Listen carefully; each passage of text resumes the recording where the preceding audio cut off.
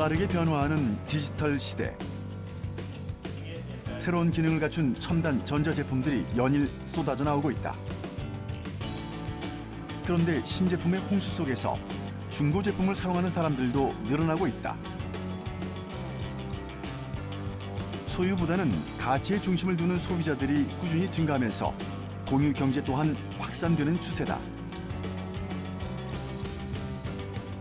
경제와 사회 전반에 영향을 끼치고 있는 소비 트렌드의 변화. 그 안에 담긴 또 다른 의미는 무엇일까? 우리 사회에 불고 있는 새로운 소비 혁명에 대해 알아보자.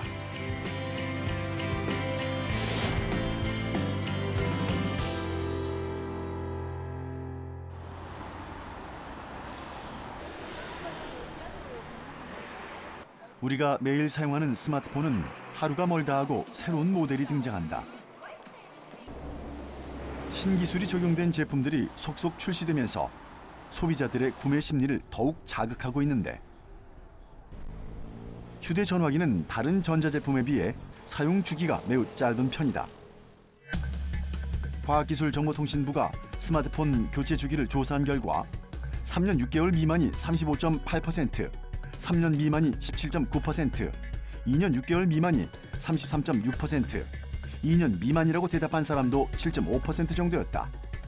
평균 교체 주기는 2년 7개월 정도로 이용자의 80% 이상이 3년을 넘기지 못하는 것으로 나타났다.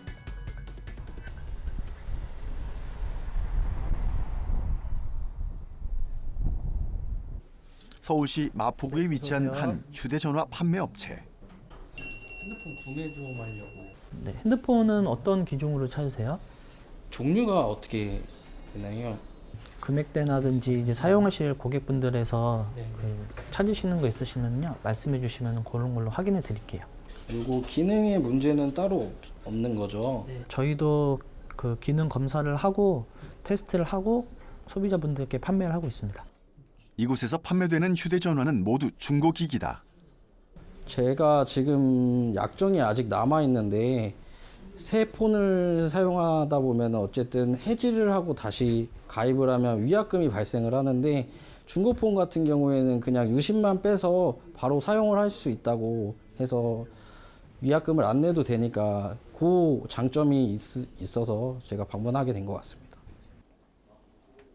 특히 스마트폰의 경우 의무 약정 기간인 2년만 지나도 기기를 변경하는 사례가 많다고 하는데, 새 제품의 구매 비용을 충당하기 위해 사용하던 제품을 판매하려는 판매자들도 많은 편이다. 지금 내부는 멀쩡한 제품이지만 LCD 위에 있는 유리 부분에 이상이 있는 제품이라 지금 이 부분을 교체할 예정입니다. 교체 주기가 짧다 보니 깨끗한 제품들도 다수인데다 스크래치나 액정 정도의 파손은 수리 과정을 거쳐 재판매된다. 휴대전화뿐만이 아니다. 합리적인 구매를 하려는 소비자들이 늘어나면서 중고 거래가 활성화되고 있다. 대표적인 중고 거래 사이트의 방문자 수 증가율을 살펴보면 2015년 약 5천 명에서 2017년에 약 50만 명으로 크게 증가했다. 옛날에도 버리기는 아깝고 그다음에 잘 쓰지 않고 그런 물건 많았거든요. 근데도 이제 누구한테 이거를 줘야 될지 잘 몰라가지고 그냥 가지고 있는 경우가 많았어요. 근데 이제 인터넷에 많은 사람이 모이기 때문에 그 필요한 사람을 찾기가 더 쉬워졌다, 적절해졌다, 이렇게 볼 수가 있는 거죠. 가성비가 소비의 핵심이 된 배경에는 소비자의 정보력 향상도 한몫했다.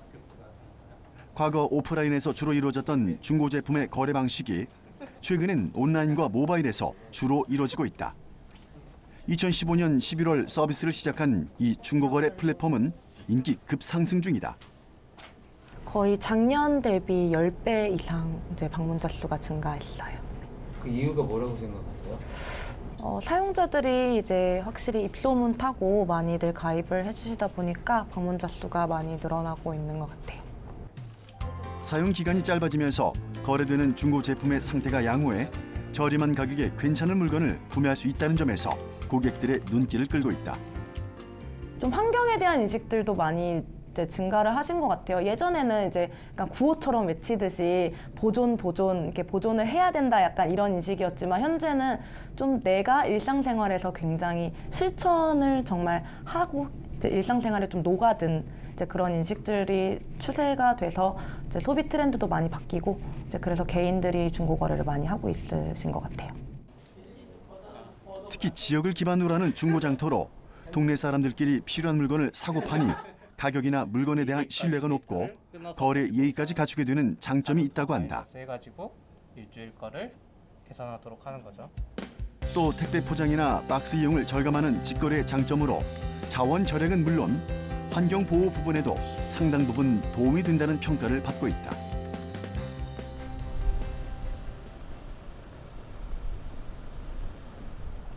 다양한 중고거래 플랫폼을 바탕으로 개인 간의 중고거래가 활발히 이루어지고 있다. 직장인 안시환 씨도 중고거래 사이트의 단골 이용자다.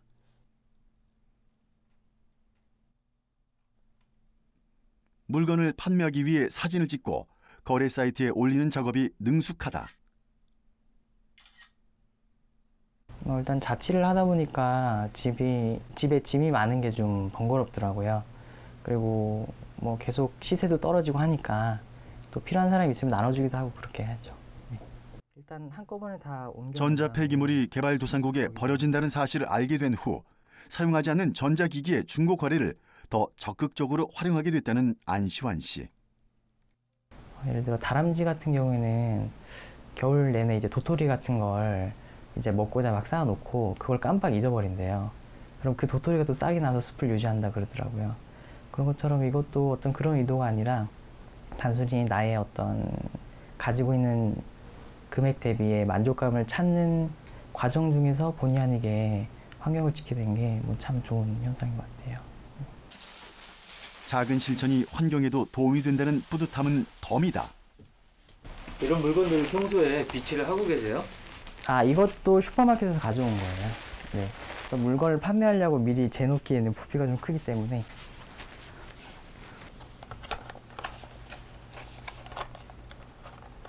막상 팔 때 아깝다는 생각도 들 것 같아요. 저는 좀 반대인 게 필요 없는 것들이 집에 있으면 좀 뭔가 집이 좋아 보여서 네, 그것도 이걸로 생긴 금액을 가지고 다른 필요한 걸 산다거나 할 수 있어서 전 되게 좋아요. 내게는 필요 없지만 다른 사람에게는 유용할 수 있는 중고 거래. 경제적으로도 환경적으로도 가치가 있다는 생각이다. 급속하게 발전하는 첨단 기술로 발생하는 문제는 멀쩡하게 작동하는 제품임에도 유행이 지났거나 구형이라서 방치된다는 점이다.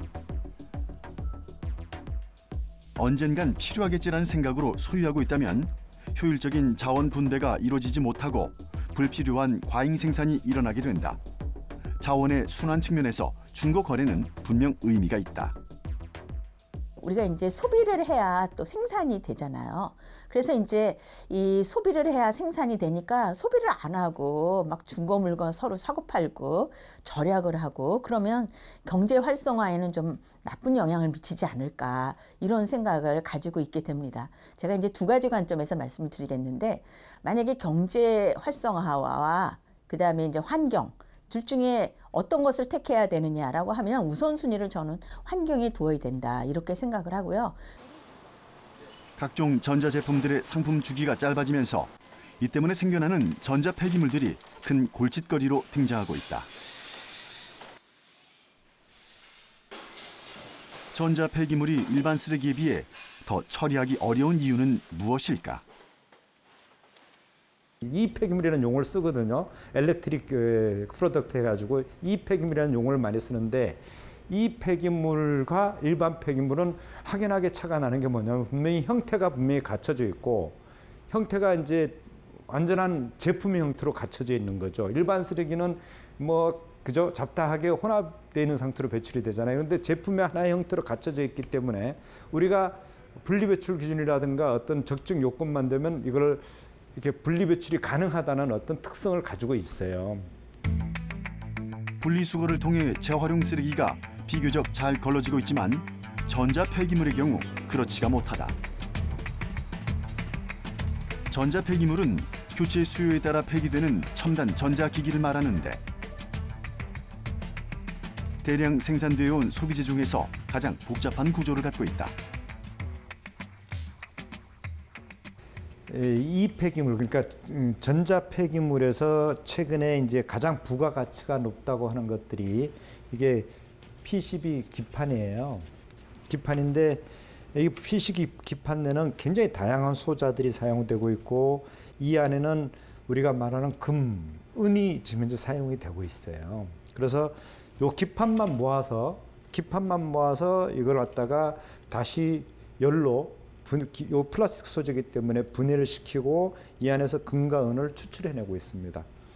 또 이 안에는 뭐 이런 선들을 보시게 되면 이 선은 전부 다 이게 구리 소재입니다. 구리 소재.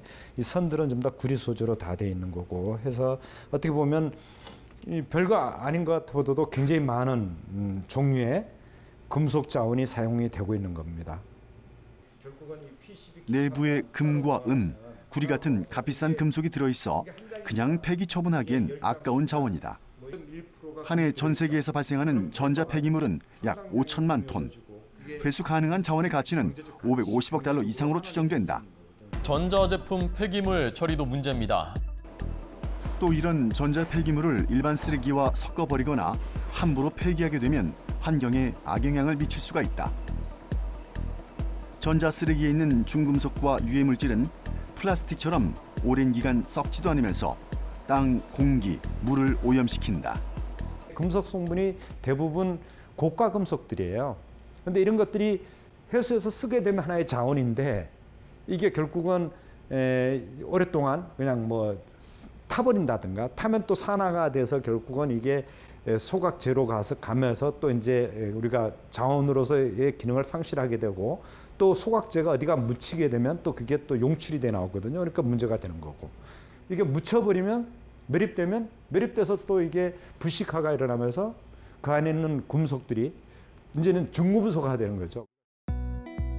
전자제품 없이 생활하기가 어려운 게 현실이지만 최대한 자원을 재활용해 효율적으로 사용하는 것이 바람직하다. 또 폐전자제품에 대한 현명한 처리 방법도 시급히 마련돼야 한다. 국제사회는 전자 폐기물이 자동차 배연보다 심각한 환경 재앙으로 받아들이고 있다. 한 번 생산한 전자제품을 생산 단계부터 폐기까지 철저하게 관리하는 것이 환경을 지키는 동시에 자원을 절약하는 방법이다. 아주 시급한 게 뭐냐면 이 가전제품을 정말 목록화 좀 시키고 이런 것들에 대한 분리배출 기준을 명확히 우리가 정해놓고 그것들을 적정한 장소에 분리배출하게 만들고 그게 또 적정한 자가 수지 분반해서 재활용하는 체계를 가져가는 게 필요할 것 같아요. 인천광역시에 위치한 사무용기기 제조업체 개발 생산본부.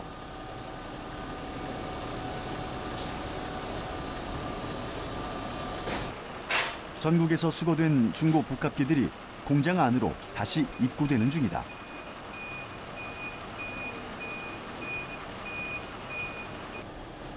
이곳은 지난 2011년부터 생산된 모든 제품을 사용 후 전량 회수하고 있다고 한다. 사무실에 임대하거나 판매한 복합기를 수거해 분해한 뒤 부품 대부분을 재활용하기 위해서다.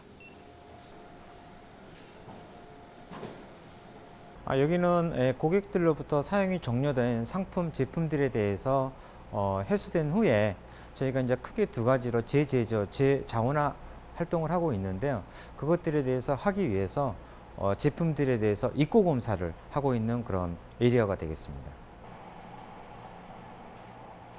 입고 검사를 하고 난 뒤 중고품의 상태에 따라 분류해 신제품과 비슷한 수준으로 재제조를 하는데 대부분 비교적 깨끗하게 사용해 재활용하는 데 큰 문제가 되지 않는 편이다.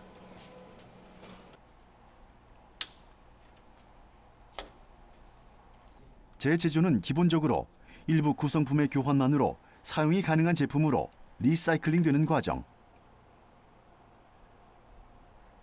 이렇게 재탄생한 제품들은 신제품보다 저렴한 가격에 판매되고 있는데 소비자는 싸게 구입해서 좋고 기업은 이미지 제고에 기여해서 좋은 일석이조의 효과를 얻을 수 있다.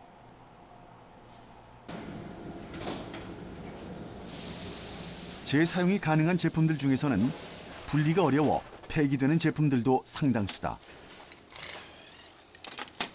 이곳은 설계 단계부터 분리가 용이하게끔 만들기 때문에 분리 과정이 비교적 수월하다고 한다. 단순 부품 교환이나 수리로 재사용이 어려운 경우 철, 알루미늄, 플라스틱 등 33개 카테고리로 분류해 부품, 원재료 등으로 재활용하는데 바로 재자원화 과정이다. 각 원료, 재료별로 저희가 전부 다 분해를 해가지고 그 분해된 원재료는 원료로서 재활용하기 위해서 여기서 분해 활동을 하고 있습니다. 완전히 분해한 부품은 자동 클린 장비를 거쳐 새 제품과 동일한 성능의 제품으로 탄생하거나 연료로 활용된다. 이 과정을 통해 제품 생산부터 폐기까지 발생하는 이산화탄소 배출량을 기존 플라스틱 제품 대비 16%가량을 줄일 수 있다고 한다. 전부 다 분해를 합니다. 분사를 합니다. 그러면 거기에서 여기 안에는 일부러 이제 천류도 있기 때문에 천류를 자동으로 분리를 해가지고 천류에 대해서는 재활용을 하고 나머지 플라스틱 그 외의 재료들에 대해서는 연료로서 사용을 하고 있습니다. 즉 분사를 시켜가지고 입자를 만들어가지고 입자된 상태에서 연료를 사용을 하고 있는 그런 상황이 되겠습니다. 또 복합기 내부의 카트리지 커버는 바이오 플라스틱을 사용하고 있는데 바이오 플라스틱에는 옥수수 추출물이나 나무를 소재로 한 유기성 자원이 포함돼 자연 분해되는 특징이 있다. 이런 친환경 부품을 사용함으로써 환경적으로도 큰 도움이 된다.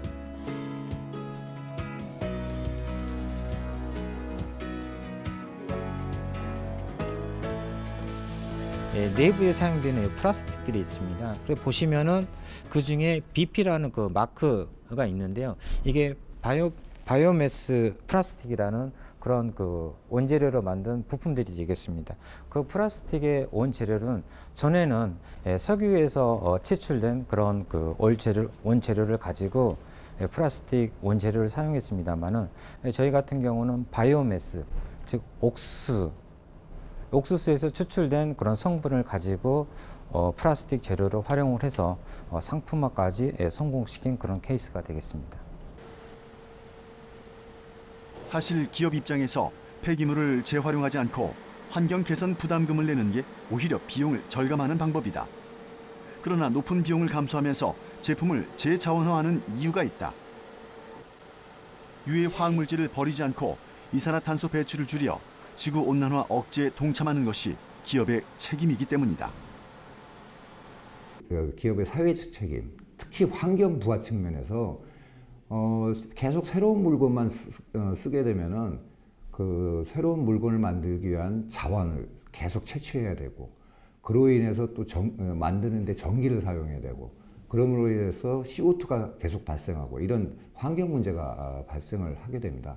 그런 점을 감안해서 전체적인 사회와 기업의 전체적인 이익이 어느 쪽이냐라고 봤을 때는 역시 자사가 판매한 모든 제품에 대해서는 회수해서 다시 한 번 더 활용할 수 있는 그런 그 시스템 도입이 가장 좋다라고 생각하고 있습니다.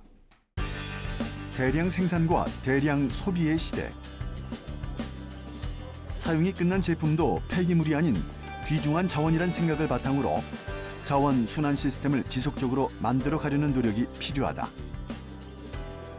자원화에도 돈이 많이 들어갑니다. 왜냐하면 이거를 해체를 해야 되고 파쇄를 해야 되고 또 수지 운반해야 되고 하지만 아마 그 자원화에 들어가는 그것도 한 20만 원 될 겁니다. 결국은 20만 원 되지만 우리가 자원화 시키면서 뭐가 나오죠? 이게 자원이 다시 만들어지잖아요. 그걸 빼면 처리하는 것보다 더 싸진다는 얘기예요. 경제 논리로. 그럼 예를 들면 우리가 그 처리하는데 20만 원 들지만 자원화하는 데는 한 12만 원, 13만 원 이 정도 든다는 얘기죠. 그러니까 사회 경제적으로 봤을 때는 7만 원에서 8만 원 정도의 이득이 있는 겁니다. 그래서 자원화를 돌려주는 게 우리 사회 경제적으로 굉장히 유리하다 이렇게 보시면 되죠.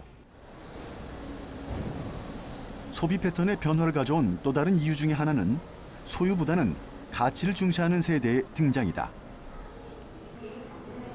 주민정 씨는 웹사이트를 통해 원하는 시간에 원하는 만큼만 자동차를 빌려서 이용한다.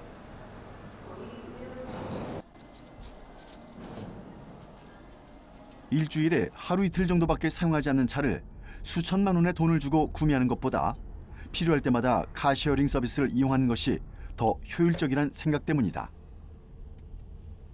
자동차를 구매할 때 들어가는 이제 큰 금액들이 일단은 제일 안 든다는 점이 장점인 것 같고, 자동차를 구매했을 때 들어가는 유지 비용이 안 들어간다는 게 또 좋은 점인 것 같아요.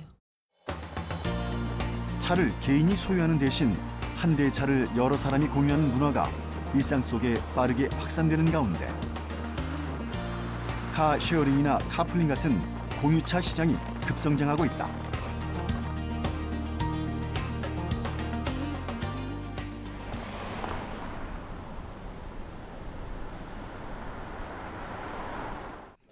최근 젊은 층을 중심으로 소유보다는 가치 중심의 소비가 새롭게 등장하고 있는데 경험에 대한 관심이 높아지고 있기 때문이다.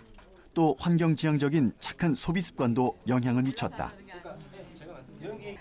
소비자가 사실 가치 소비에 대해 조금 더 중점을 두게 되는데, 뭐 최근에 사실 이제 이런 미세먼지라던가 이런 환경에 대한 이슈들이 과거에는 그냥 남의 얘기였다면 최근에는 사실 이제 나의 얘기, 직접적인 나의 생활과 연결되다 보니까 이 카쉐어링 서비스에 조금 더 관심을 갖게 되는 거고요. 공유 차량 한 대는 일반 차량의 12대를 대체하는 효과가 있다고 한다. 사회 경제적 비용이 줄어들고 환경 오염도 예방할 수 있다는 것. 최근 차량 공유 서비스의 인기가 확산되면서 국내 공유차 시장 규모는 꾸준히 증가하고 있는데 2013년 약 90억 원에서 2016년 약 1,000억 원으로 급증했다. 2018년에는 약 2,250억 원 정도 규모로 늘어날 것으로 예상되는데 향후 2020년까지 5,000억 원까지 증가할 것으로 전망된다. 소유보다는 이제 사용을 중시하는 개념이고요. 이 소유하는 경우에 그 소유한 물건을 뭐 1년에 한 번 쓸 때도 있어요. 혹은 한 달에 한 번만 쓸 때도 있고. 근데 이제 젊은 세대는 훨씬 더 영리해졌다. 바람직해졌다. 저는 그렇게 생각합니다. 그러니까 내 걸 갖는 게 아니라 그 어떠한 물건을 가지고 같이 어떻게 하면 잘 나눠 쓰면서 그 재화의 최대한의 효용 가치를 이렇게 만들어내느냐. 그런 식으로 소비자들이 더 현명해졌다. 저는 그렇게 생각을 합니다. 최근엔 자동차를 넘어 다양한 분야의 공유 경제가 확산되고 있다. 김예슬 씨는 옷을 구매하기 위해서가 아니라 빌려 입기 위해 검색 중이다. 자주 입지 않는 옷을 쌓아놓기보다는 먼저 경험해보고 꼭 필요한 물건인지 결정하는 체험 소비가 늘어나고 있다. 우선은 제가 평소에 사기에는 조금 부담스러운 금액의 브랜드 옷을 합리적인 금액에 빌려서 이용해 볼 수 있고, 특히 저 같은 경우에는 옷을 사놓고 1년만 지나도 안 입는 옷들이 많은데 그런 걱정이 줄어든 것 같아요. 그녀가 빌려서 사용하는 것은 옷뿐만이 아니다.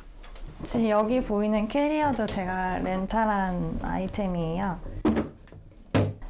캐리어는 1년에 한두 번 정도 쓸까 말까 하기 때문에 사기보다는 빌리고 싶은 만큼만 렌탈하는 게 합리적이더라고요.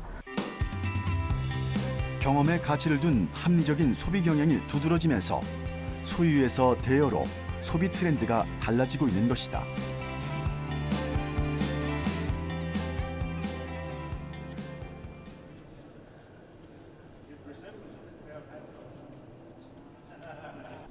공유 경제가 확산되면서 과거 자동차, 가전제품 등에 국한됐던 렌탈 시장이 다양한 품목으로 확장되고 있다. 최근엔 육아용품, 레저 스포츠용품, 의류 등 일반 소비재까지 렌탈 시장에 등장했다. 공유 경제란 물품을 소유의 개념이 아닌 서로 대유해주고 차용해 쓰는 개념으로 인식해 경제 활동을 하는 것을 말하는데, 소유의 가치보단 사용의 가치를 중시하는 새로운 소비 트렌드다. 그리고 이는 세계적인 추세다. And I think in Denmark, every 1 out of 3 cars are either rented or leased. So cars, I think, is becoming the first big wave of shared economy, where people rent or lease the car. 충동 구매를 통한 물질적인 소유보다 가격 대비 마음의 만족을 일컫는 이른바 가심비가 새로운 화두로 떠오르고 있는 것이다. 사람들의 소비 수준은 되게 높아졌고 눈높이도 높아졌고, 근데 그거에 맞는 새로운 다양한 그런 상품, 그다음에 옵션들이 없었기 때문이 아닌가라고 생각이 되고요. 그런 것들을 조금 더 합리적으로 쓰고, 그렇게 되면은 결과적으로 같은 돈으로 더 많은 풍부한 경험을 할 수 있는 그런 이제 시대가 되면서 조금 더 소비가 더 늘어날 수도 있고, 그다음에 더 합리적으로 쓸 수 있지 않을까, 이렇게 생각을 하고 있습니다.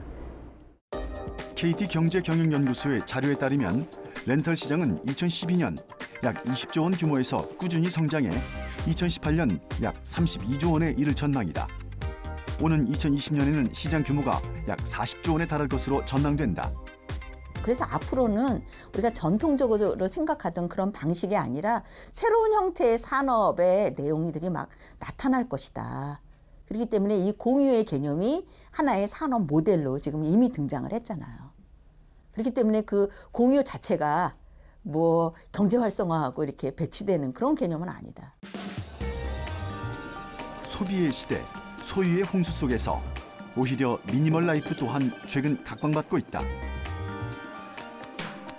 진짜 필요한 것만 남기고 그 외의 것들은 최소한으로 줄여나가는 것을 미니멀 라이프라고 하는데, 이런 삶을 실천하고 있는 사람들이 점점 늘어나고 있다고 한다.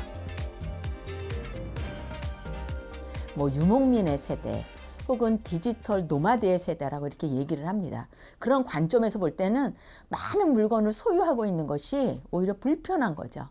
그래서 이제 이런 경우에는 무엇을 가지고 있느냐보다는 내가 뭘 하느냐, 뭘 경험하느냐, 뭘 했느냐, 이런 거가 더 소중한 그러한 세상으로 바뀌고 있다. 이렇게 볼 수가 있겠습니다.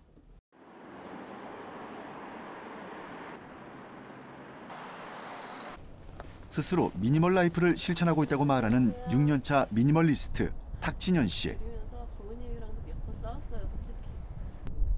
그녀의 미니멀 라이프한 삶을 들여다보기로 했다.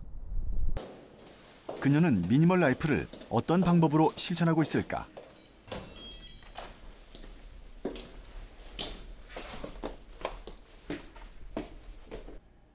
전체적으로 가구나 소품이 많지 않고 심플한 인테리어가 눈길을 끈다. 부모님과 함께 생활하는 거실보다 그녀만의 공간을 들여다보면 한층 더 단순함이 느껴진다. 일단 여기 책장 안에는요, 제가 자주 쓰는 물건들만 넣어놨어요. 현재 입는 계절 옷들, 그리고 제가 매일 들고 다니는 가방, 그리고 현재 보는 책, 그리고 여기 화장품, 그리고 짜잘한 소품 같은 건 저기 안에다 넣어놨고요.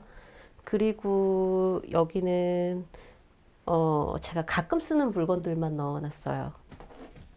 미니멀 라이프를 위해 많은 물건들 중에서 정말 필요한 것만 빼고 모두 줄이기 시작했다.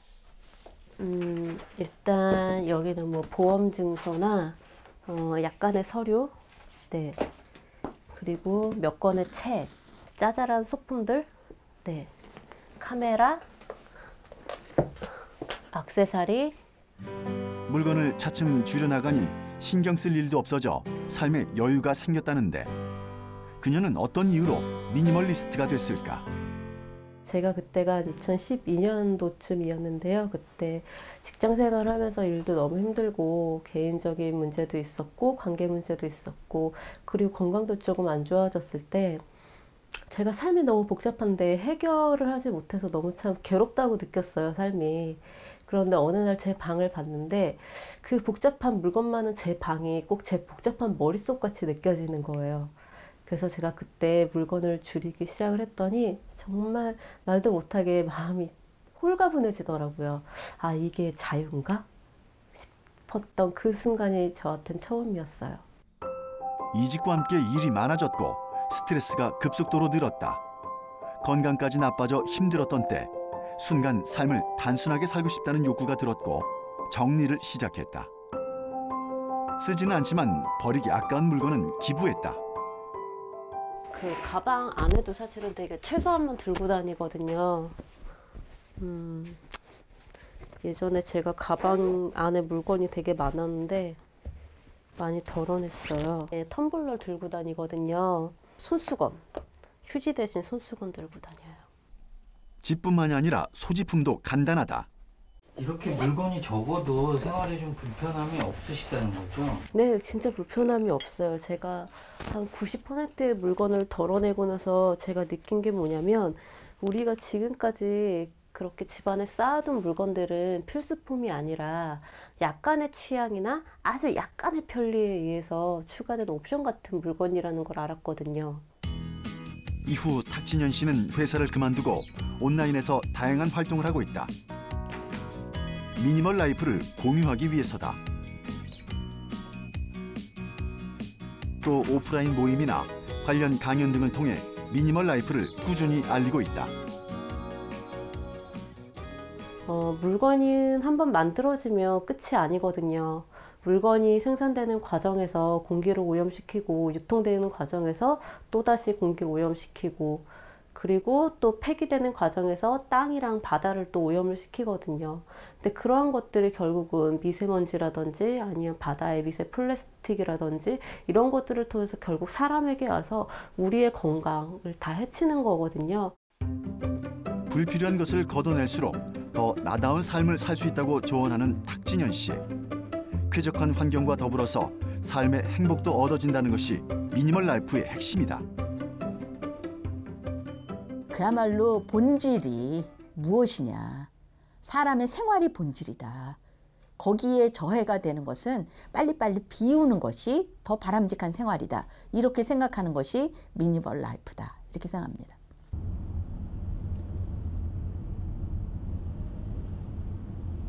미니멀 라이프의 시작은 물건을 정리하는 것에서부터 시작한다는데 그 정리가 생각만큼 쉽지만은 않다. 그래서 생긴 필요한 사람들, 바로 정리수납 전문가다. 새로운 사회 트렌드가 직업도 창출한 셈이다. 네, 지금 어떻게 오신 거예요? 지금 정리수납하러 가고 있습니다. 최근 정리수납 컨설팅 수요는 꾸준히 늘고 있다고 하는데 정리수납 전문가들이 찾아간 곳은 물건이 너무 많아 정리가 힘들다는 주부 이명주 씨 댁이다. 이쪽은 제 거고요. 예. 여기는 신랑 거기 때문에. 물건이 필요해서 샀는데 시간이 지나면서 공간이 좁아져 답답해졌다. 물건이 넘쳐나면서 오히려 필요한 물건을 찾기도 어려워졌다. 그러다 보니 물건을 사는 데만 돈을 쓴 게 아니라 버리고 정리하는 데도 결국 돈을 쓰게 된 셈이다.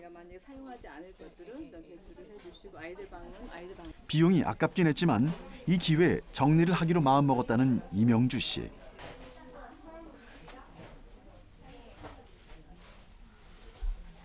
가장 큰 것은 이제 비용적인 부분이죠. 비용적인 부분인데 사실 저도 며칠 이제 정리를 해보려고 했는데 그러다 보니까 이제 몸살 감기에 아프고 힘들고 그러다 보니까 이제 아이들한테 더 소홀해지고 그래서 얻는 부분보다 잃는 부분이 훨씬 많더라고요. 그래서 시간에 대한 효율적인 투자라고 그냥 과감히 결정을 한 거죠. 지금 저희가 여기에 온갖 살림들이 뒤죽박죽 섞여 있는 주방에는 가장 많은 전문가가 배치됐다. 주방 서랍장 안에 구분 없이 놓여있던 그릇 등을 다시 정리하는 작업. 정리 이후엔 필요한 것만 사야 한다. 필요하지 않은데 싸다고 구매하는 것은 합리적인 소비가 아니다. 마트를 가도 하나 더 준다 그러면 사게 되거나 아니면 뭐 이거는 계속 어차피 쓸 거니까라고 해서 물건을 더 사게 되거나 그런 것들이 있는데 이번 기회에 좀 정말 비우고 좀 살아보고자 하는 마음이 좀 많이 드네요. 옷장 속에 어지럽게 엉켜있던 옷가지들을 모두 밖으로 꺼낸 뒤 버릴 옷과 기부할 옷을 분류하고 자주 입는 옷과 자주 입지 않은 옷 등으로 구분한다. 계절이 지난 옷은 구김을 최소화하면서도 공간을 가장 적게 차지할 모양으로 접어 수납장에 차곡차곡 보관한다. 옷장은 평소 자주 입는 의상들로 색깔과 소재가 비슷한 부류로 모아서 정리하는 것이 좋다.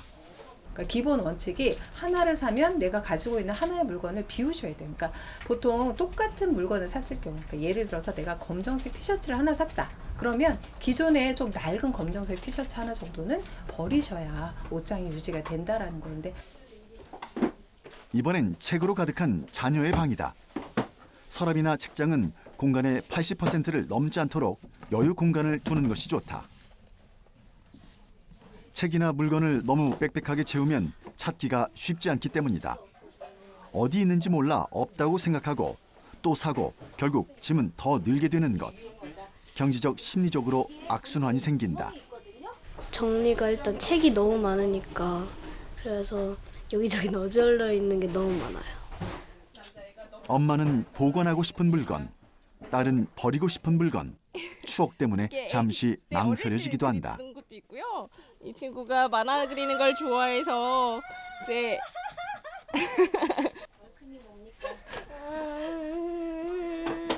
안 돼. 버려? 네.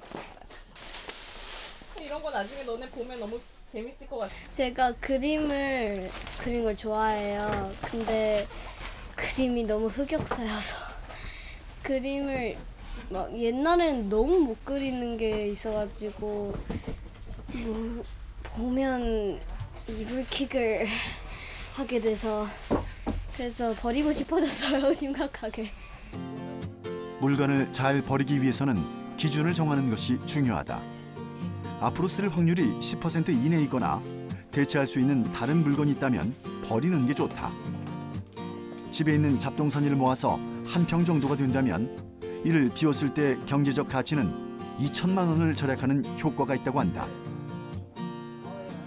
1톤 정도의 물건들은 웬만한 가정에서 나올 수도 있는 거고요. 더 많게는 2톤들 나오는 경우들도 있고요. 그래서 우리가 사용할 것 같았는데 그 물건들이 쌓아두다 보니까 언젠가는 사용하겠지 했던 물건들이 다 배출되는 거라고 볼 수가 있는 거죠.